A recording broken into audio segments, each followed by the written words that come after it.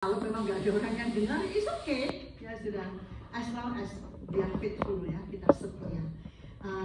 Kesetiaan kita itu akan menghasilkan reward, ya.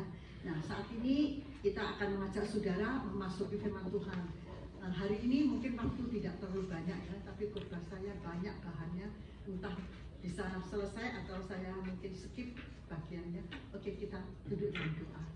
Kepadamu Bapa kami bersujud sembah. Roh-Mu berlayang-layang bekerja, sediakan hati kami, berikan iman dan wadah yang cukup besar. Engkau sendiri yang mengisi hati kami. Urapi hamba-Mu supaya setiap firman adalah berasal daripada Engkau. Engkau kuduskan dan Engkau sempurnakan, sembunyikan di bawah salib-Mu. Terima kasih, bercakap-cakaplah kepada setiap hati kami yang terdalam. Kami mendengarkan. Demi nama Yesus Kristus kami berdoa dan mengucap syukur. Amin. Saudara, kita mengetahui seekor ulat sutra. Pernah enggak lihat, saudara? Waktu saya kecil saya suka memelihara, ya saudara. Khususnya kalau bahasa Jawa untungnya, ada untungnya, ya, itu adalah kepompongnya. Nah, untungnya itu berwarna kuning, ya, seperti keemasan, ya. Wah, itu saya suka sekali mainan itu, ya, menyaksikan bagaimana perkembangan prosesnya sampai jadi kupu-kupu. Nah, hari ini tema khotbah kita yaitu dari kepompong, ya, sehingga menjadi kupu-kupu. Kita mengetahui kupu-kupu atau ulat sutra ini berasal daripada tetesan daripada telur yang kecil sekali, melalui proses yang sedemikian rupa, lalu dia diberi makan yaitu daun murba, ya saudara, ya. Murba, betul, ya, murba, ya. Koinnya itu sangge, ya, murba. Nah, itu dia makan, tiap hari makan tanpa bergerak. Akhirnya badannya kembung, sudah. Setelah itu dia mengeluarkan yaitu sutra. Lalu tanpa sadar dia mengikat dirinya sendiri, ikat. Akhirnya jadi kepompong, sudah. Ya, jadi kepompong yang gede sekali, yang very ugly, jelek rupanya, dan juga hanya bisa, ya, gulung-gulung di atas bumi. Nah, apa yang dia tidak bisa melihat karena di dalam kepompong, dan kepompong itu tidak boleh dibantu dengan digunting ataupun dipotong, saudara, dia akan segera mati. Jadi membiarkan dia ada 4 kali proses, yaitu pelepasan, yaitu kulitnya lepas, ya, pelepasan sampai 4 kali. Akhirnya, saudara sekalian, karena makanan yang bergizi itu, saudara, memberikan dia itu sehat dan juga mengeluarkan sepasang sayap kecil, saudara. Setelah itu akhirnya berubah lagi menjadi kupu-kupu yang sangat cantik sekali, lalu terbang ke udara dan tempat tinggi, dan juga bisa enjoy the freedom, ya. Nah, itu adalah sedikit proses daripada ulat sutra sampai menjadi kupu-kupu. Dalam kehidupan kita di dalam dunia ini, saudara sekalian, sebetulnya kita tidak ada apa-apa. Walaupun mungkin saudara pernah membayangkan seorang bayi lahir tidak mampu apa-apa, harus dipelihara oleh ibunya, ayahnya, diganti, yaitu pampasnya, diberi suapan makanan atau susu dan lain sebagainya. Akhirnya sudah merangka dan juga mulai duduk, berdiri, dan belajar berjalan dan berlari, dan mulai sekolah, saudara. Dan setelah mulai sekolah, akhirnya umur kira-kira 17 sudah selesai daripada high school, lalu pergi college, saudara. Nah, kemarin dulu cucu saya yang pertama ini sudah lulus SMA, masuk ke college, ya, sudah di Boston sana, ya. Wah, tanggal 28 dia sudah masuk di sana, masuk di dorm. Wah, si Kelemian sudah nangis. Dia kirim saya foto, saya lihat matanya sudah benjol semua. Teringat waktu tahun 90-an berapa, ya, saya pertama menghantar dia ke UCLA, saya yang menangis terus. Seperjalanan pulang saya menangis, terus telepon, tiap hari telepon. Akhirnya ya, seminggu 2 kali, akhirnya seminggu sekali, akhirnya sebulan sekali. Begitulah, begitu dia pergi college, ya sudah, anak sudah kita lepaskan, ya, sudah sekalian. Ya, itu adalah satu cycle, saudara, ya, dari orang tua kita sampai kita. Ada kalanya saya memikirkan, loh, papa mama saya sekarang di mana? Kok tega saya dibiarkan sendirian di Fresno ini, loh. Saya sakit, saya menderita, atau saya senang, tidak ada orang yang bersama-sama menikmati ataupun yang mengerti keadaan saya, saudara. Di mana mereka? Waktu saya masih kecil, mereka tidak tega. Walaupun saya sudah menikah, punya anak, papa saya datang, masih tiap pagi dia bangun, ayo makan pagi. kalau sore, sudah mandi belum? Tiap kali, Pak, saya ini sudah umur berapa? Iya, tapi makan ya, jangan lupa makan pagi. Ya, pasti begitu ya. Wah, alangkah bahagianya. Sekarang nggak ada orang yang ngurusin saya. Pak Pendeta ya, Pak Pendeta. Oke, tapi terima kasih kepada Tuhan, saudara sekalian. Nah, hidup kita dan dunia itu sangat kejam sekali. Ya, saudara kalau lihat, saya punya ini kemana? Ketinggalan di sana. Oke, sampai sudah dikasih antam.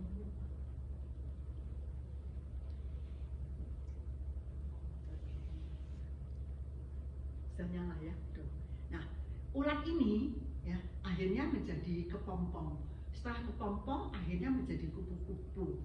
Nah, kalau saudara lihat, ini dari mana? Boleh kan ya? Ini off. Oh, on, harus on. Tidak bergoyang. Ke atas kali ini. Ke sini. Sorry saudara ya. Ini nggak biasa pakai yang gini nih ya. Saya punya biasanya kecil ya. Oh, harus di tengah ya. Oke. Ya. Oh, tetap nggak jalan tuh antum. Ya, nggak apa-apa. Nah, kita tahu kalau kepompong ini sangat kecil dan juga sangat terbatas dan juga bisa merangkak hanya di atas bumi saja. Tetapi anehnya saudara sekalian, setelah dia menjadi kupu-kupu, dia bisa terbang ke tempat tinggi. Jadi itu melambangkan satu kehidupan, perubahan proses kehidupan yang sangat ajaib sekali. Boleh dikatakan mungkin supernatural saudara ya. Begitu indahnya Tuhan menciptakan ulat sutra itu jadi kepompong dan juga jadi kupu-kupu saudara. Kalau kita melihat diri kita sendiri, kita hidup dalam dunia ini seringkali juga seperti kepompong itu ya, seperti ulat itu mengeluarkan sutra dan juga mengikat dirinya sendiri. Dan juga di dalam pergumulan hidup itu, mungkin kita sudah bergumul berkali-kali, dan kita jatuh, naik, dan lain sebagainya. Tapi bersyukur kepada Tuhan, akhirnya yaitu ya, nah ini ya, ya keluar ya saudara ya. Ini mulai jadi kepompongnya ya, tapi ini kepompongnya ya, yang nggak ada apa-apa, nggak ada bentuknya ya.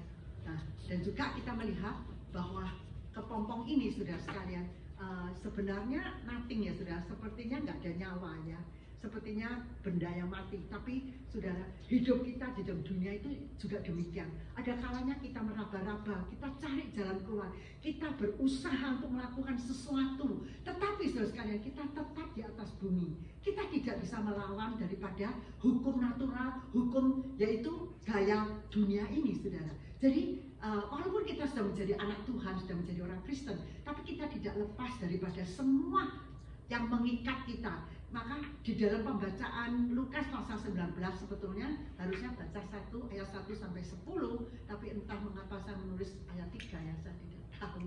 Nah, dia diperkenalkan seorang kepala pemungut cukai saudara, dan dia itu memiliki segala sesuatu, kekuasaan, rumah tangga mungkin, kekayaan, kedudukan. Sudah tahu kepala cukai itu, dia di bawahnya ada 100 tukang cukai itu yang diatur, yang dikuasainya. Dia itu adalah pemimpin pemungut cukai. Dia bekerja untuk pemerintah. Jadi pekerjaan ini sangat boleh dikatakan sangat mantap ya saudara. Tidak mudah kalau dia itu di fire ataupun dia itu di dismiss ya saudara. Dan juga dia itu mendapatkan penghasilan luar biasa. Tetapi anehnya saudara, pemungut cukai pada zaman Yesus itu sangat-sangat dibenci oleh orang Yahudi. Mengapa? Dia memungut cukai daripada bangsanya sendiri, memeras mereka, yaitu dari jatah atau ketentuan dari pemerintah, yaitu Romawi, melebihi daripada permintaan seharusnya yang diserahkan untuk masuk kantong sendiri. Jadi pemungut cukai itu seperti kepompong saudara, yang kembung saudara, banyak hartanya, uangnya, dan segala sesuatunya. Tetapi satu hal saudara, orang Yahudi membenci mereka, mengatakan mereka itu disamaratakan dengan yaitu orang berdosa. Kalau Yesus pergi ke rumah pemungut cukai, dikatakan loh Yesus Maha tahu mengapa kok masih mendekati orang berdosa, saudara. Jadi mereka membenci pemungut cukai. Bukan saja membenci, saudara, tidak ada orang yang mau berteman, walaupun mereka kaya raya. Dan juga pemungut cukai, Sakyus ini dikatakan orangnya pendek, saudara. Ini satu keganjilan, saudara. Mungkin disable-nya, ya saudara. Dia memiliki segala sesuatunya, ya. He wish, dia itu adalah orang yang tinggi, gede, ya. Kemarin saya pergi ke bank, saudara. Lalu bengkelnya itu menyampiri saya, itu ya namanya Joshua, saudara. Tapi waduh tinggi, cakepnya luar biasa, dia tinggi. Saya bertanya dia, kamu berapa ya tingginya? 6'3". 6'3" atau 5 inches. Wah, aku bilang, aku lihat dia harus gini ya, aku bilang. Dan juga cakep sekali, ganteng sekali ya. Lalu saya bilang, loh, apa orang tuamu juga tinggi-tinggi? Oh ya, orang tua saya juga tinggi-tinggi sekali. Saya bilang, wah, saya rasa di dalam generasi saya, di sekelas saya itu saya termasuk orang yang paling tinggi ya. Jadi ada banyak anak perempuan yang kecil-kecil gitu ya, kecil, pendek-pendek. Saya sudah tertinggi. Sekarang kalau saya berdiri di depannya Purnadi, depannya Anton, depannya siapa Suteja atau Ferry, saya kecil sekali ya saudara. Khususnya ya saudara kalau berfoto jangan berdiri di pinggirnya orang yang tinggi, cari yang agak tengah ya saudara. Tahu diri dong ya saudara. Kalau tidak saudara terlalu itu apa namanya? Yaitu terlalu kontras ya saudara. Nah, akhirnya saudara, si Sakyus ini karena itu jiwanya itu adalah terluka saudara, ada cacat saudara. Mungkin dia tidak sadar saudara, dia menjadi minder, yaitu inferior complex saudara. Sangat minder. Jadi dia itu untuk menutupi keminderannya, bagaimana saudara? Dia itu memeras dan memeras, demikian sombong. Begitu dia membenci semua orang yang menghampiri dia atau di sekitar dia. Mungkin dia hubungan dengan istri juga tidak baik, dengan anak tidak baik, dengan tetangga tidak baik. Ada kemungkinan juga. Jadi dia itu very lonely. Tapi sudah dalam keadaannya demikian. Nah, ada satu breakthrough, sudah ada satu perkembangan yang luar biasa terjadi dalam hidup Sakyus, yaitu dia bertemu dengan Tuhan Yesus. Nah, akhirnya kepompong itu menjadi kupu-kupu. Akhirnya dia bertobat dan juga dia diselamatkan.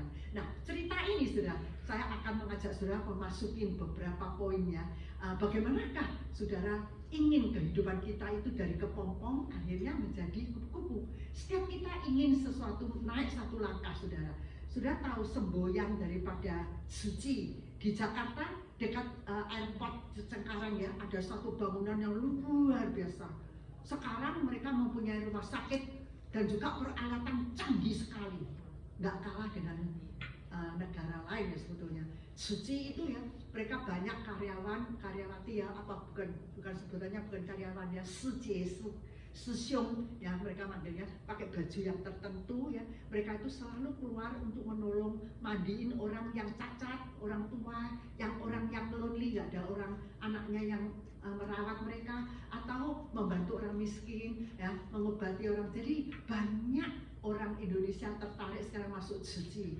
Suci itu apa saudara? Suci itu sebetulnya backgroundnya adalah Buddha saudara. Buddha.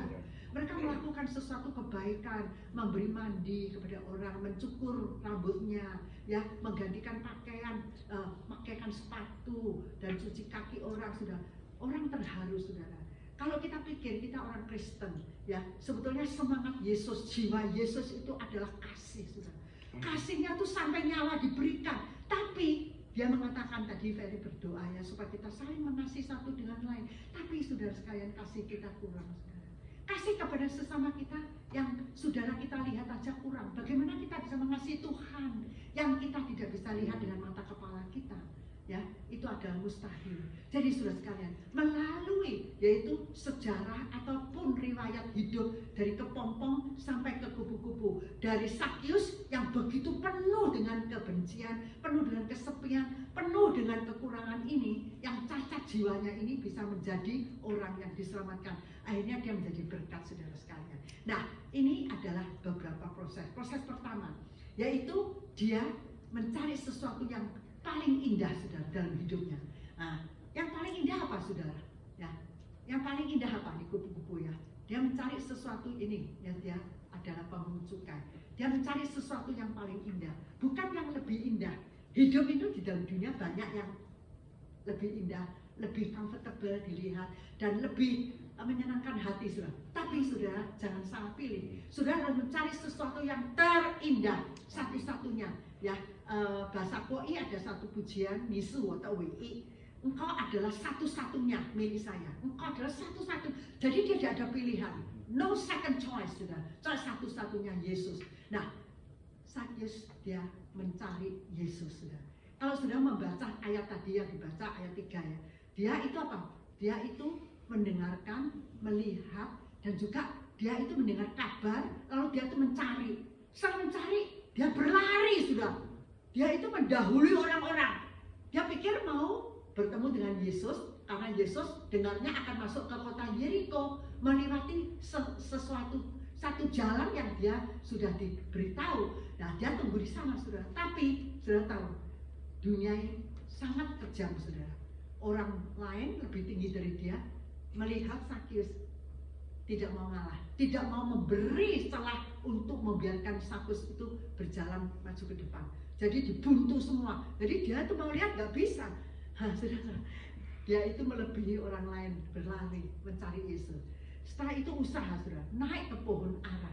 Bayangkan, saudara, orang yang badannya pendek, mungkin gendut ya, dan juga orang yang kepala pepungut cukai yang terkenal dalam kota Yeriko, saudara. Nah, itu adalah orang kaya raya, dia mempunyai rumah yang luar biasa, mansion, saudara. Tapi dia melepaskan mukanya, dia naik memanjat ke pohon. Saudara bayangkan, orang tentu menertawai dia, itu pemungut cukai, itu Sakyus itu, dan lain sebagainya. Tapi dia sudah tidak memperdulikan, yaitu mukanya. Dia naik. Usaha ini sudah menyatakan satu kehausan. Ya saudara, jangan melihat orang yang kaya raya, melihat orang yang berkuasa, orang yang famous ya, saudara, yang fame ya, atau mungkin bintang nyanyi, bintang film, ya, produser dan lain sebagainya. Ada orang yang pandai mempunyai PhD, 3-4 PhD, saudara, sampai kepalanya botak semua ya, saudara, karena studi terlalu banyak, saudara. Tapi saudara, apakah mereka itu benar-benar dibalik pengetahuan penglihatan manusia itu sukacita? Not necessary, saudara. Seringkali mereka itu menangis, mereka berteriak, saudara, siapa yang bisa menolong saya? Siapa yang bisa membuka jalan saya? Siapa yang bisa mengubah hidup saya seperti ini menjadi yang seperti itu? Nah, itulah jeritan tangisan Sakyus, saudara. Maka dia sungguh-sungguh dia mau mencari sesuatu yang terindah dalam hidup kita, saudara. Banyak yang dipaparkan. Yesus itu berjalan dalam hidup kita. Yesus jalan melewati jalan di Yeriko dan juga menemui Sakyus, saudara. Di dalam kehidupan kita berapa kali Yesus itu sudah melewati hati saudara, di sisi saudara, di belakang saudara, di depan saudara, di sebelah kanan, sebelah kiri, saudara lewatkan dia begitu saja. Saudara tidak pernah usaha ingin melihat Yesus, sehingga gereja banyak yang kosong. Gereja setelah pandemik ya saudara, surut sudah semua. Bukan gereja kita di sini saja, banyak gereja-gereja Mandarin, gereja mana ya, semuanya orangnya tidak banyak. Tapi saudara sekalian, mengapa? Mungkin sudah kebiasaan ikut online ya, atau kebiasaan di rumah ya, atau kebiasaan, aduh malas ya, harus ganti pakaian, pagi-pagi bangun, harus nyetir ya, dan lain sebagainya. Tapi saudara sekalian, kalau kita mau masuk surga aja malas, loh Yesus kok tidak malas-malasan naik kayu salib ya saudara. Saya itu sangat heran, saudara. Kita tuh harus tersentuh, saudara. Saya kalau bawakan firman Tuhan itu, kita pergi ke Chinese Church ya, Baptist Church ya, kita jam paling lambat itu ya jam 7 sudah harus bangun. Paling lambat itu biasanya saya jam setengah 6, jam 6 sudah bangun ya sudah. Lalu sedia-sedia apa ya, breakfast apa segala untuk keluarga ya, bersihin ya, dapur, bawa ini sedia Alkitab, sedia apa ya, semuanya sudah sedia. Bahkan cek untuk persembahan sudah disediakan semua. Terus ganti pakaian, terus berangkat, saudara. Nah, senang sekali karena mau ketemu Tuhan, saudara. Apakah saudara ada kerinduan sedemikian, saudara? Jesus is my only and the only one, is the best. Lalu saudara sekalian, inilah proses, yaitu kepompong bisa jadi kupu-kupu, saudara. Kalau saudara tidak mau berubah, saudara ya sedemikian. Sampai saudara meninggalkan dunia ini, demikian hidup saudara. Aman-aman, ayam-ayam, adem, panas ya saudara. Tapi tidak, saudara. Saya mau breakthrough. Saya mau ada satu terombosan, saudara. Terombosan ini yang membuat hidup saya itu naik satu langkah, naik satu tingkat, saudara. Supaya saya ketemu Yesus di tempat yang tinggi. Nah, saudara sekalian, mungkin saudara pernah dengar cerita atau judul buku, yaitu Sangat Miskin, Hanya Uang Yang Tersisa. Judul ini pernah dengar nggak? Sangat miskin sampai uang saja yang tersisa. Nah, sebetulnya seorang pendeta dari Taiwan menulis buku ini, tapi sebetulnya buku ini juga karangan dari orang Barat ya, dan dibuat film, saudara. Nah, film ini menceritakan ada seorang yang namanya Amer. Amer ini dia itu adalah pengemudi. Ya, dia bilang tutuce itu saya tidak tahu itu apa, taksi atau apa ya? Bajai mungkin ya, kayak bajai. Kalau di sana namanya tuk-tuk ya. Tutuce. Nah, itu penghasilannya dari sana, saudara. Tapi dia itu orangnya ramah, orangnya itu jujur, orangnya itu baik hati, selalu menolong penumpangnya. Nah, satu hari datang seorang, orang ini kaya raya, saudara, tapi dia itu berdandan seperti yaitu tunasila ya seperti homeless, saudara. Dia pura-pura homeless, naik mobilnya si Amir ini, lalu dia itu cari gara-gara, saudara, bertengkar sama Amir. Tapi Amir itu tetap dengan rendah hati, dengan sabar untuk melayani dia. Setelah dia tiba ke tempat tujuannya, dia masih memperhatikan, perlu tidak saya hantarkan masuk ke rumah, atau ada perlu kebutuhan apa, hari ini sudah makan belum? Waduh, hatinya tersentuh, saudara. Dia melihat saya itu lebih kaya dari dia, tapi saya tidak ada sukacita.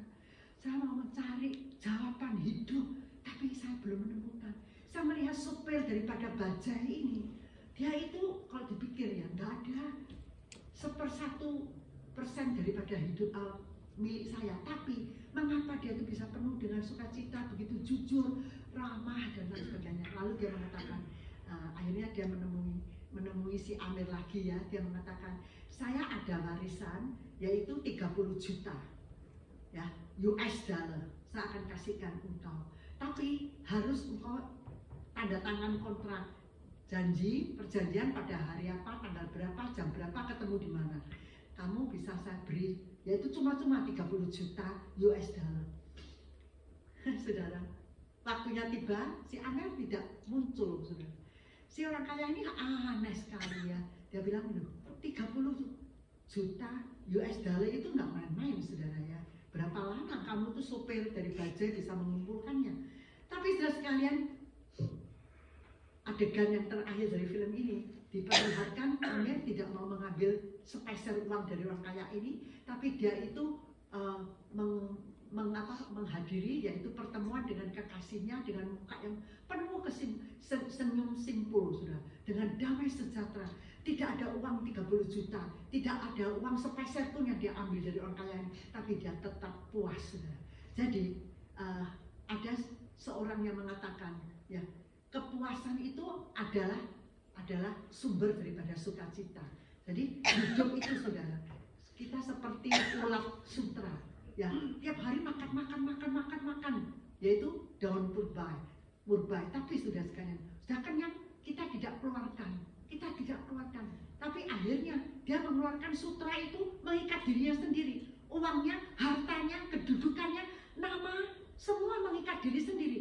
Dia itu sampai karena nama, karena mukanya, karena uangnya, dia tidak rela untuk melakukan sesuatu bagi masyarakat, negara, atau gerejanya, atau keluarganya, sudah.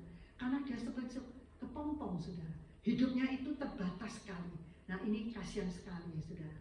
Lalu selanjutnya kita melihat dari kepompong ke kupu-kupu itu sebenarnya prosesnya begitu mudah sekali. Kelihatannya mudah, tapi bagi kepompong itu tidak mudah, saudara. Karena dia itu harus berbudi-budi, harus mengeluarkan dirinya. Dia mengupaskan kulitnya 4 kali berganti, baru jadi keluarkan yaitu sepasang sayap yang kecil dan jadi kupu-kupu. Pertamanya sayap dikeluarkan itu mukanya masih hitam, jelek sekali, saudara. Ya, tapi setelah itu berubah menjadi warna-warni kupu-kupu yang indah sekali dan juga mulai bisa terbang, saudara. Tidak ada yang bisa membatasi. Nah, hidup itu adalah hidup perubahan, itu adalah transisi perubahan itu dari Sakius, saudara. Nah, Sakius itu dia rela, pertama dia mencari sesuatu yang paling indah kan di atas, saudara. Dia menemukan nggak? Menemukan. Yang kedua, dia itu rela bertemu dengan Yesus, ya, menerima Yesus, saudara. Nah, menerima bukan bawa ke rumahnya. Yesus mengatakan, aneh ya, Yesus jalan. Biasanya Yesus nggak nolak sana sini, tapi dia sengaja mencari yang di atas pohon. Lalu Sakius, hari ini aku akan berdiam di rumahmu. Lalu Sakius senang ya, lompat lari ya, saudara, bawa Yesus dan 12 muridnya. Lalu semua orang-orang Yahudi ikut ke sana. Karena rumah Sakius itu besar sekali, tidak pernah dihadiri oleh orang miskin-miskin. Hari itu banyak orang semua datang ke sana, saudara, untuk melihat apa yang terjadi. Mereka itu semua sudah mengatakan, dia Yesus ini mengapa kok mau sama-sama pergi ke rumahnya makan sama orang berdosa. Saya yakin Sakius waktu itu mengeluarkan makanan yang paling bagus, paling enak, yang paling dini saja, juga mempunyai koki yang luar biasa, saudara. Saudara kalau terima video-video ya makanan-makanan di Indonesia, kita itu lahir Indonesia, lidah kita tetap senangnya makan Indonesia. Ferry sering ke Indonesia ya, kamu tidak akan ketagihan ya. Kayak kita nih lama nggak pulang, kita itu kepingin ya. Si Anthony sering posting ya, saya tanya apa kamu di Purwokerto? Oh tidak, saya di Fresno CBB. Kok makanan semua? Ada harganya makanan semua juga itu. Pesan makanan, yang mau pesan boleh pesanan. Saudara sekalian. Nah, makanan semua dikeluarkan, saudara. Menjamu Yesus muridnya. Mungkin orang-orang yang miskin itu juga dapat makanan, saudara. Nah, mereka itu ingin melihat apa yang terjadi. Ternyata dia itu berdiri di depan tengah-tengah orang, mengatakan, apa yang aku miliki setengah, separuhnya aku berikan kepada orang miskin.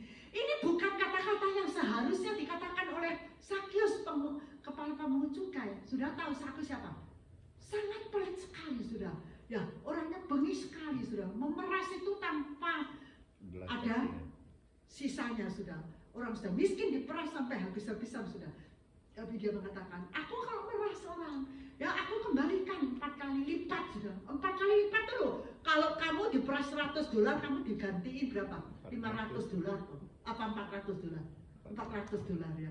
Nah, banyak, saudara, nggak main-main. Lalu hartanya kan habis, sudah setengah. Dari setengah sisanya itu masih 4 kali lipat dikasihkan orang yang pernah dia peras, saudara. Jadi, saudara sekalian, uang sudah tidak berarti lagi. Seekor ulat itu, saudara, merangkak di atas bumi. Yang dilihat bumi. Ada seorang berjalan satu hari, dia menemukan, dia menepak yaitu 1 koin, saudara. Nah, sejak itu dia kalau jalan selalu begini. Lihat koin, dia kali koin. 10 tahun kemudian dia menjadi bungkuk, saudara. Nggak bisa berdiri, nggak bisa. Untuk koin, saudara. Nah, itu pandangan seekor ulat sutra demikian. Hanya menatap kepada bumi. Apa yang dilihat, apa yang dituntut, apa yang diharapkan, apa yang menjadi nilai hidupnya itu adalah duniawi, saudara. Tapi puji Tuhan, dia rela ya mengaku dosanya. Dia mengaku dosa, saudara. Secara tidak spontan dia mengatakan, aku ini pemeras. Aku ini adalah orang yang paling pelit ya. Nah, sekarang hartaku ini bukan milikku, miliknya rakyat jelata. Aku kembalikan setengahnya. Dan juga yang aku peras aku kembalikan 4 kali lipat, saudara. Loh, saudara, ini perubahan yang luar biasa, saudara. Saya yakin ya, saudara, tidak banyak orang yang berani melakukan pengorbanan sedemikian. Jadi ini adalah tanda, titik tanda dia bertobat, saudara. Dia mau Yesus ya masuk dalam hatinya. Dia bukan saja menerima Yesus dalam rumahnya, menerima Yesus dalam hatinya, saudara. Seorang wanita yang bernama J.K. Rowling, saudara mungkin kenal ya J.K. Rowling. Tahu ya siapa J.K. Rowling? Dia itulah penulis daripada Harry Potter. Tahu cerita Harry Potter? Dia tahun 65 lahir di England, tapi kasihan. Dia lahir, orang tuanya tidak senang dia, merasa dia ini satu kesalahan melahirkan Rowling ya. Dia itu tidak seharusnya hidup dalam dunia. Jadi tidak mendapat kasih cinta. Jadi dia menjadi orang yang agak aneh, saudara. Dia tuh tiap hari mengurung dirinya di dalam kamar membaca buku terus. Jadi nggak mau bergaul, tidak mau berteman dan lain sebagainya. Di sekolah juga ya selalu dibully sama orang ya. Nah, akhirnya saudara sekalian dia menikah, juga tidak bahagia. Dan end up-nya cerai. Dia punya satu anak perempuan umur 3 tahun, lalu dia itu kembali dari Portugis, ya. Dia itu pergi ke Portugis menengok ya, salah satu keluarganya, lalu keluarganya itu meninggal dan dia cerai. Dia membawa anak umur 3 tahun itu pulang. Lalu saudara, hampir 10 tahun dia itu gelandangan, saudara. Dia itu adalah orang yang sangat miskin, nggak bisa memelihara anaknya. Dia harus meminta tunjangan dari pemerintah untuk membiayai, untuk memberi sesuap nasib pada anaknya. Lalu dia usaha cari kerjaan sini-sini, situ ditolak semua. Akhirnya dia sampai ingin bunuh diri, tapi anaknya itu datang kepadanya, manggil mami-mami. Terharu dia bilang, demi anak ini saya mau hidup. Lalu pada suatu ketika dia kembali ke London, di dalam kereta api, tiba-tiba dia itu punya khayalan. Dia itu melukiskan riwayat hidupnya itu seperti dijadikan satu tokoh anak laki-laki yang namanya Harry Potter. Dia itu hidup di dalam satu kerajaan magic, saudara. Dan dia itu penuh dengan sakit hati, penuh dengan segala sesuatu luka-luka, saudara. Dia itu melukiskan kehidupannya dia selama itu. Dia umur 24 tahun mulai ya, saudara.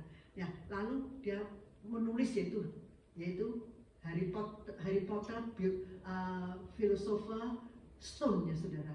Ya, nah buku pertama tulis kira-kira hampir 5 tahun baru selesai. Lalu dia menulis lagi 7 buku ya. Dan akhirnya sampai 16 tahun 7 bulan selesaikan semua, yaitu seri dari Harry Potter, saudara. Dan seri yang terakhir dia menulis Harry Potter no more pain in his womb. Di dalam lukanya tidak ada merasakan sakit lagi karena sudah kebiasaan. Orang kalau sudah biasa sakit itu tidak merasa sakit ya, saudara. Tahu nggak? Ya, kalau nggak pernah sakit dulu, teriak-teriak, saudara. Orang laki itu ya biasanya nggak pernah melahirkan anak, saudara. Kalau sakit itu, waduh, susah ya. Wah, papa saya kalau masuk angin aja, sudah teriak-teriak ya. Mama saya tiap hari hampir sakitnya, tapi umurnya tambah panjang. Ya, papa saya umurnya agak pendek malah, nggak pernah sakit, saudara. Kalau sakit itu sudah sekeluarga itu cijen kuning ya, yaitu ayam, anjing itu teriak-teriak semua, ikut rame, gonggongnya, nggak ada yang tenang, saudara. Jadi saudara sekalian, bagaimana saudara? Nah itulah saudara. Tapi dia mengatakan pengalamannya itu selama 19 tahun itu saya itu disiksa, saya itu mempunyai pernikahan yang tidak bahagia. Saya itu sama orang tua saya tidak diakui, dianggap tidak seharusnya saya dilahirkan dalam dunia. Lalu dia menuliskan semua kepahitannya itu, tapi dengan Magic Kingdom ini akhirnya segala luka-lukanya itu sembuhkan. Semuanya itu tidak merasa sakit lagi, merasa seperti biasa. Itu penutupnya. Saudara sekalian, dengan Harry Potter itu diterjemahkan 650 bahasa-bahasa, saudara. Dan juga dia menjadi orang yang terkaya sekali. Hartanya itu melebihi Queen Elizabeth juga. Dia mempunyai 5.6 million pounds, saudara. Hartanya. Punya banyak mansion-mansion. Tapi apakah dia itu dipakai sendiri? Tidak. Dia mendirikan satu namanya itu Wens ya. Wens apa Wons apa ya? Well apa-apanya. Trusting ya, seperti trust ya, satu trust ya. Jadi seperti satu kayak sosial ya. Dia itu setiap tahunnya memberikan uang 50 lebih juta tiap bulannya, dibantukan kepada organisasi tersebut untuk bantu pemuda-pemudi yang lebih tidak lebih sial ya, yang tidak bisa studi, atau orang miskin, atau ibu-ibu janda. Tadi dia menolong orang itu. Dia mengatakan, hidup saya ini seperti kepompong yang sudah menjadi kupu-kupu. Dulunya, dia sekarang tahun ini umur 59 tahun. 59 years ago, my parents, think that I'm not supposed to be born in this world. 59 years later, now, this world, appreciate me, be born in the world. Karena memberi sumbangsih kepada dunia ini. Karena ada buku Harry Potter ini ya, walaupun banyak magic-magicnya saudara, saya sendiri nggak suka baca ya, tapi saudara sekalian sebetulnya menceritakan isi hatinya, pengalaman daripada J.K. Rowling ini ya, dia ada satu perubahan dan juga dia sekarang hidup bukan untuk diri sendiri, untuk orang yang lebih memerlukan saudara. Dia benar-benar dipakai dan juga tetap dia sampai saat ini masih menulis buku-buku cerita anak-anak ataupun buku detektif dan lain sebagainya ya. Dia masih muda ya, masih 59 years old ya, much younger than me saudara. Tapi saudara benar hidupnya berubah 180 derajat. Mengapa saudara sekalian? Ada keberanian, juga ada apa saudara? Iman. Dia mau demi anaknya seolah-olah, tapi akhirnya dia menuliskan yaitu riwayat hidupnya, yaitu dilukiskan seperti seorang anak yang bernama Harry Potter itu. Tapi saudara sekalian, dengan ini saudara, dunia ini tidak bisa kekurangan J.K. Rowling ini, karena ceritanya ini menyentuh banyak orang saudara. Saudara jangan lihat dari magicnya ya, tapi lihat isi cerita ini, kepompong menjadi kupu-kupu. Lalu yang terakhir, poin yang terakhir yang mengatakan kepompong menjadi kupu-kupu itu sebetulnya prosesnya itu tidak mudah saudara. Karena bukan saja dia itu harus berbudi, harus melepaskan, yaitu selama 4 kali berubah dan juga menjadi sangat kejam. Saudara, kalau kepompong itu di dalam tangan saudara, anak kecil biasanya pakai apa? Saudara, pakai itu jarum ya, ditusuk mati lah. Saya pernah punya kepompong ya saudara. Saya pelihara, tapi saya enggak utik-utik ya, sampai dia itu keluar dari kepompongnya, dari kupu-kupu ya. Saya senang sekali, kecil saya suka koleksi ya. Saya paling senang manjat pohon. Saya tidak kalah manjat pohon daripada Sakis ya. Saya itu kalau lomba manjat pohon saya nomor 1. Saya senang manjat pohon. Ambil apa? Yaitu ambil buah-buah sudah, metik buah-buah. Pohon kresen, tahu ya sudah, Jawa Timur kresen, jambu air itu saya suka. Saya bawa keranjang sudah, pergi ke kampung-kampung naik pohon-pohon. Sampai satu hari hilang sudah, saya tidak tahu jalan pulang. Terus ada manolan, sudah tahu manolan kuli ya, yang biasanya kerja untuk papa saya ngangkat karung-karung itu. Dia kenal, loh ini anaknya Tuan Engki ini. Saya diantar pulang, saya nangis karena masih kecil ya, nggak bisa pulang diantar. Nah inilah anaknya. Kemana lagi tadi? Manjat pohon, ambil apa? Ambil itu jambu. Nah, saudara sekalian, sebetulnya hidup kita ini sebetulnya harus memanjat pohon. Memanjat pohon itu bukan hal yang malu, saudara. Artinya apa? Saya mau ingin maju selangkah. Saya mau ingin ya memperbaiki saya. Saya mau ingin lebih dikuatkan. Saya ingin hidup itu lebih bermakna, lebih berbobot ya, supaya saya itu tidak tinggal terus jadi kepompong. Karena kalau jadi kepompong ditembak orang, ditusuk orang ya sangat kejam, mudah mati. Nyawanya itu sangat pendek. Tapi kalau sudah jadi kupu-kupu sudah, dia bisa sudah menjadikan apa sudah, dari bunga ini dia bisa nyampaikan ke bunga itu, yaitu dan lain sebagainya. Dan kupu-kupu itu sudah sekalian disenangi oleh banyak orang. Dan terakhir ini sudah, kalau kamu jadi kupu-kupu dari kepompong, kita itu harus si Sakis apa sudah, dia merelakan dirinya untuk mendapatkan Yesus sepenuhnya sudah. Dia merelakan dirinya. Dia bukan saja memberi setengah dari hartanya, 4 kali lipat daripada orang yang diperas, tapi dia itu mau menerima Yesus. Dia itu mengaku dosanya dan dia itu mengundang Yesus ke rumahnya. Saya rasa setiap kali Yesus sering keluar masuk ke kota Yeriko ya, selalu singgah di rumahnya Sakyus ya. Mungkin bermalam. Hari itu dia bermalam di rumahnya Sakyus. Saudara, Sakyus punya kamar berapa? Saya rasa lebih dari 12 ya. Karena muridnya 12 loh saudara. Yang mungkin satu orang satu kamar saya nggak tahu. Mungkin ada lagi tetangga-tetangganya ikut mau dengarkan Yesus, khotbah semua ikut ya, semua mendesak tidur di rumah sakit. Biasanya sakit ya, bawa sapu semua diusir. Hari ini beda sekali. Sakyus ada Yesus, semuanya itu berubah saudara. Ya, lalu dia menjadi orang ciptaan baru saudara. Dia benar-benar dari kepompong menjadi kupu-kupu, dan juga dia itu bukan lagi jadi diberi julukan yaitu orang berdosa, tetapi dia itu adalah kepala pemungut cukai yang pengikut Yesus. Saudara. Ini beda sekali saudara. Hidup itu perlu berubah saudara.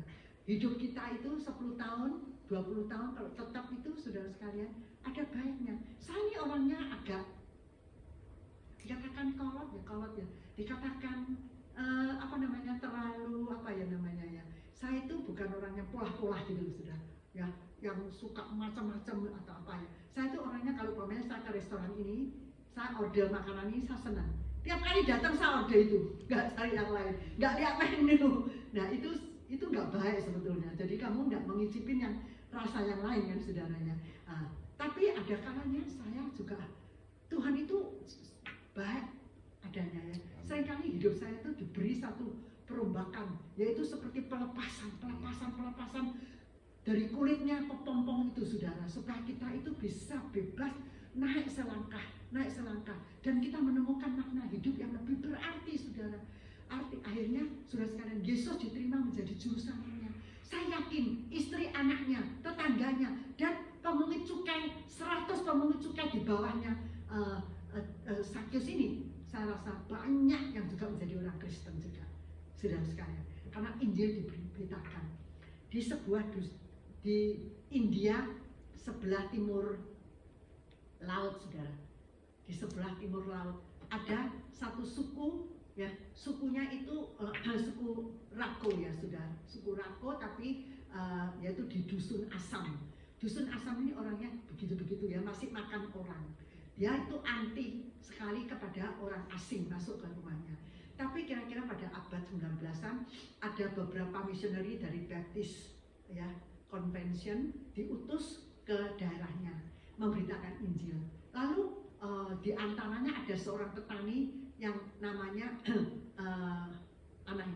namanya Nokseng, ingat ya, Nokseng.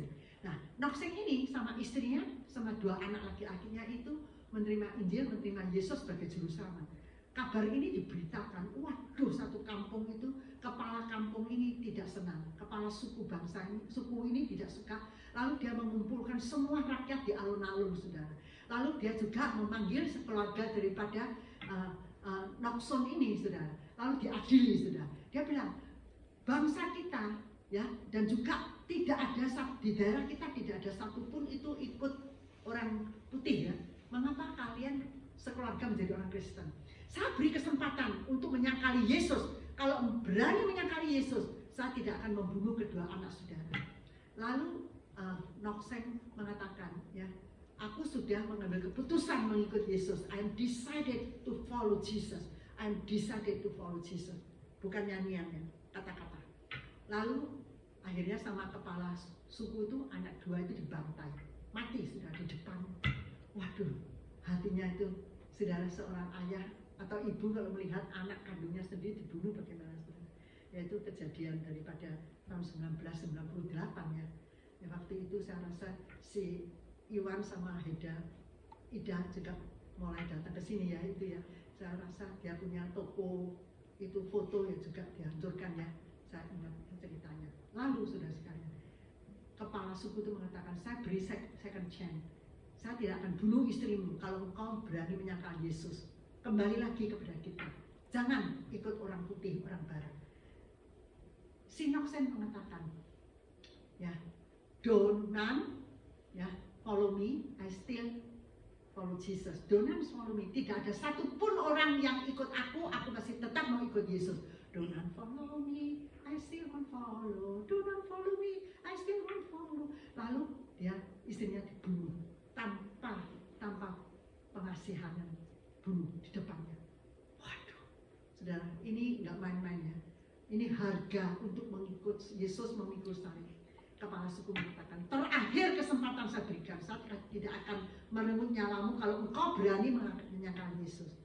Lalu si Noksen mengatakan, ya, the world behind me, the cross before me, the world behind me, the cross before me. I still want to follow. I decided to follow Jesus. Bunuh. 4 orang sekeluarga mati di depan suku bangsa. Berapa lama? Kira-kira berapa bulan? Si kepala suku ini hatinya tidak enak, rasanya guilty feelingnya terus rasanya. Lalu dia itu mulai memikirkan satu pertanyaan. Dia bilang, ini Nokseng ini sekeluarga goblok. Kalau tidak goblok ya gendeng dia bilang. Gila dia bilang. Mengapa dia berani mati untuk seorang namanya Yesus? Siapa tuh Yesus itu? Tentu dia itu supernatural. Kalau tidak ada supernatural, nggak mungkin sampai satu keluarga berani mati mentumpahkan darahnya untuk orang ini, tokoh ini. Akhirnya dia meminjam buku Injil atau lain sebagainya. Dia terima Yesus. Waktu dia decide mau menjadi orang Kristen, dia mengumpulkan orang-orang sedusun di kampung, juga di alun-alun. Dia mengumumkan, ya saya itu berdosa membunuh sekeluarga, yaitu Nokseng. Padahal mereka itu sebenarnya tidak berdosa. Mereka itu betul mengikut Yesus, karena Yesus yang mati bagi kita. Dia menjadi orang Kristen, sudah tahu. Karena kepalanya mengatakan dia jadi orang Kristen. Semua rakyatnya jadi orang Kristen. Dusun itu semua orang Kristen. Sampai detik ini saudara, kalau saudara pergi India, bagian sebelah timur laut, yaitu Tongpepu ya, banyak dusun-dusun itu majority Kristen.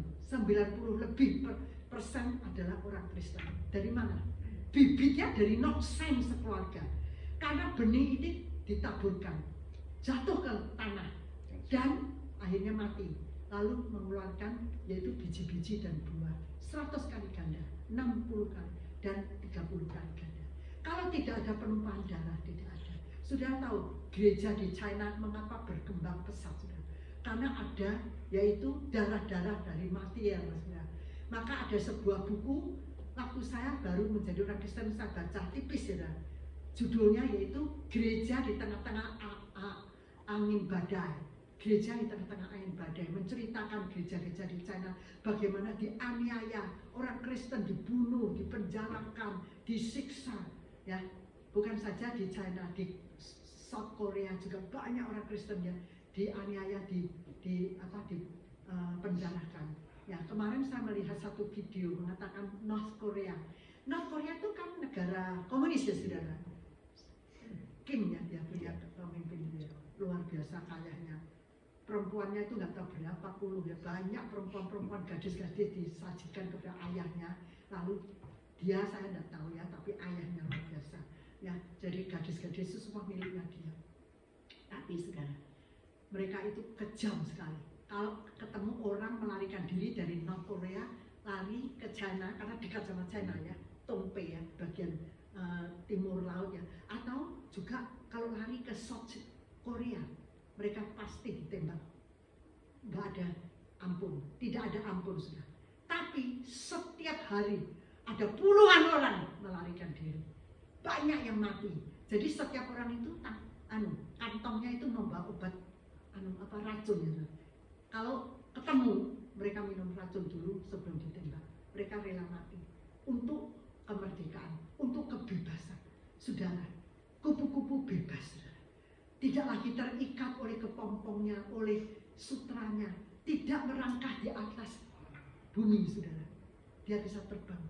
Yesus memberikan kita hidup, bukan hidup tapi hidup yang berkelimpahan, saudara. Amin. Supaya kita itu kemana saja kita ada air yang teduh dan rumput yang hijau, saudara.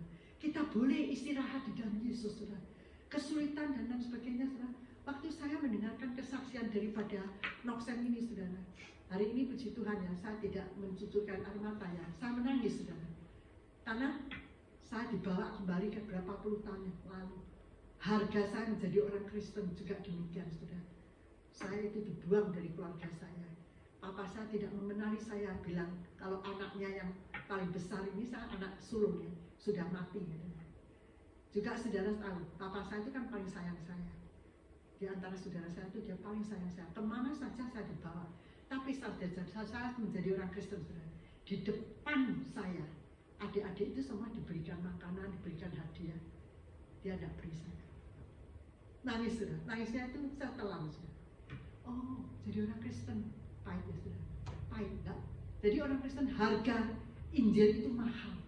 Karena yang sudah mati di atas kayu itu Yesus. Walaupun kita mendapatkan dengan cuma-cuma, sepertinya tidak perlu bayar sepeser pun, tapi harga itu mahal. Maka sudah sekalian, jangan menghina panggilan Yesus, jangan menghina kasih Tuhan. Kalau Tuhan hari ini menyentuh hati saudara, saudara sudah berapa lama beku ya saudara, kasih mula-mula saudara nggak tahu dibuang kemana.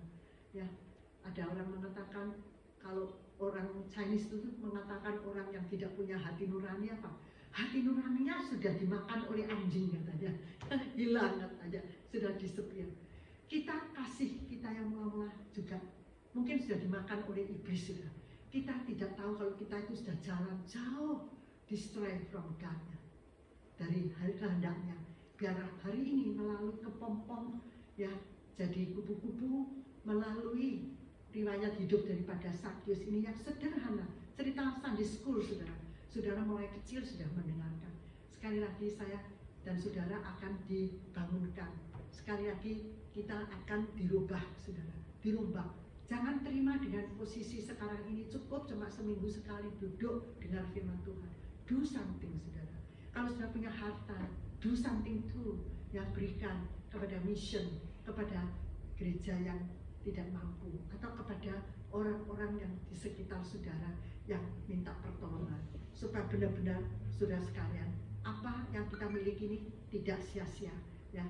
Akhirnya, nah ini orang Kristen di itu apa di dusun Asam ini ya sekarang ya.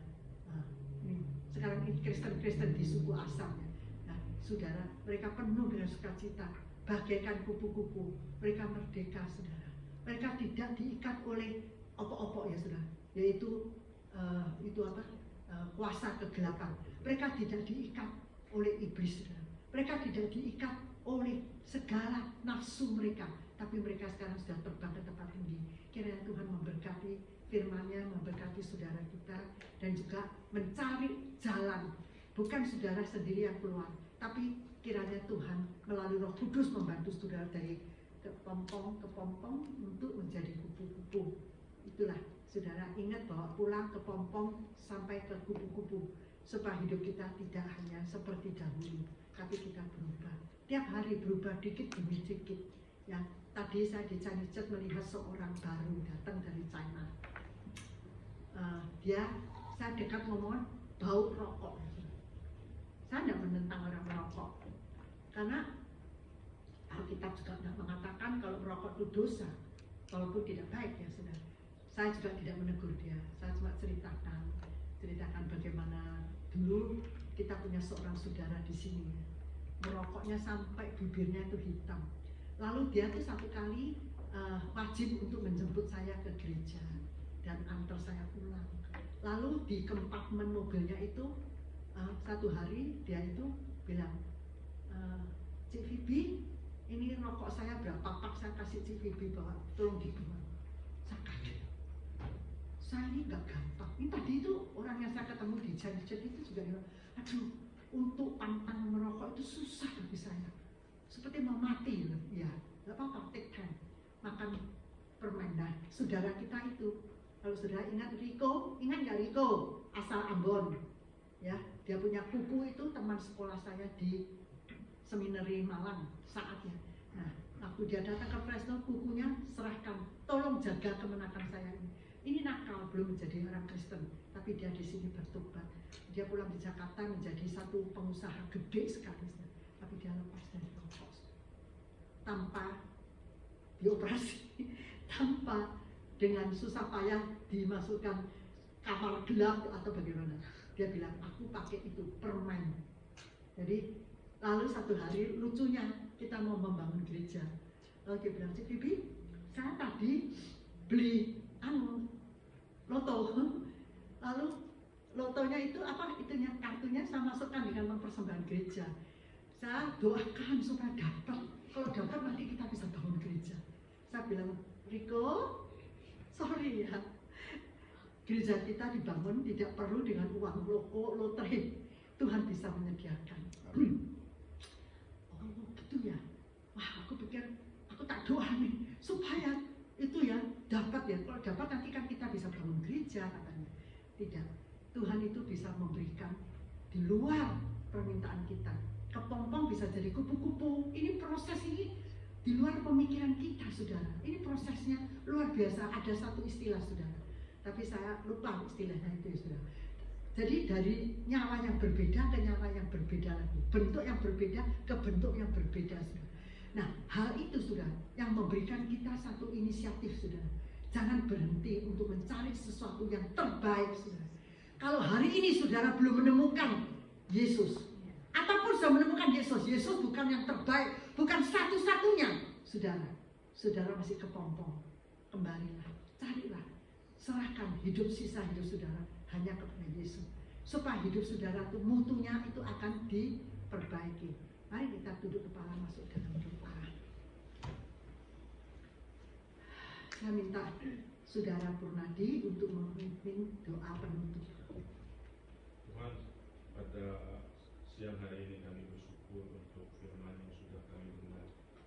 Bagaimana kami sekali lagi diingatkan untuk melihat kasih kami yang mula-mula ya Tuhan kepada Tuhan, supaya apa yang sudah Tuhan mulai dalam kehidupan kami tidak luntur. Tidak lupa juga akan kasih Tuhan, di mana Tuhan sudah merubah kehidupan kami dari yang berdosa, dari yang tidak mempunyai pengharapan, dari tidak mempunyai sukacita dan damai sejahtera. Tapi pada saat kami bertemu dengan Tuhan, hidup kami boleh dirubah dari kepompong menjadi kekukuh.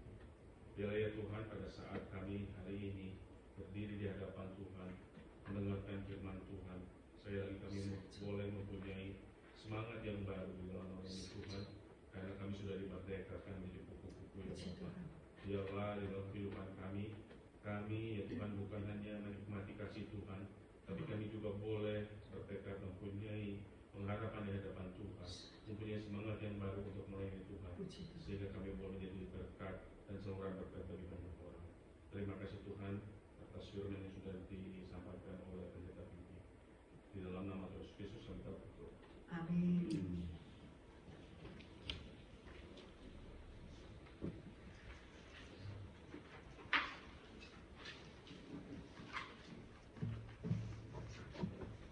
Terima kasih kepada Pastor Fibi yang telah membawakan firman.